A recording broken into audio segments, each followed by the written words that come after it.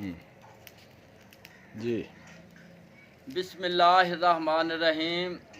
ए दोस्तों, अगे भी थोड़े अगे गुजारिश की थी कि आपने खलीफा साहब ने इन्होंने यूट्यूब के उत्ते एक चैनल बनाया है, तो बराए मेहरबानी करके इनू सबसक्राइब कमेंट शेयर तो लाइक करते रहो।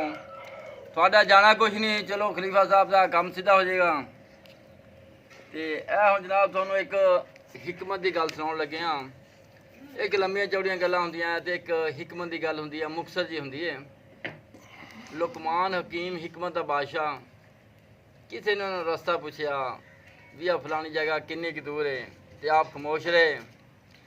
फिर उस बंदे ने पूछया जी हकीम साहब ए जी जगह किन्नी की दूर है, आप फिर खामोश रहे। फिर जिस वेले वो बंदा देखिया बंदे ने भी हम रस्ता तो नहीं दसते पे, तो वह टुर पिया। जिस वेले टुरिया तो पिछों लुकमान हकीम साहब ने उन्होंने आवाज़ मारी भी वो जो रस्ता है थोड़ा अद्धे घंटे का सफ़र है। वो बंदा बड़ा गुस्से नाल वापस आया। उन्हें आख्या जी जो मैं थोनों 2-4 बारी 5 बारी पूछया उदों तो तुसीं दस्सिया कोई नहीं, तो हुण जो मैं टुर पिया तो तुसीं उदों दस्सण लग पे भी हुण अद्धे घंटे का सफ़र ही। तो लुकमान हकीम हिकमत दा बादशाह सुभान अल्लाह, ये आपने फरमाया भी ये चीज़ है कि जिस वेले तू टुरिया मैनू तेरे कदमां दा नहीं सी पता कि तेरे कदम किन्ने के ने, छोटे ने या बड़े ने। हुण जिस वेले तू टुरिया तो मैनू पता लग गया भी ये इन्ने चिर च पहुँच जाएगा।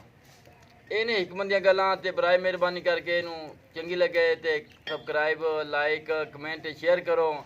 ये माशाअल्लाह खलीफा साहब की हौसला अफजाई होएगी और तुहानू होर भी इंशाअल्लाह नवे तो नवे आइटम देणगे।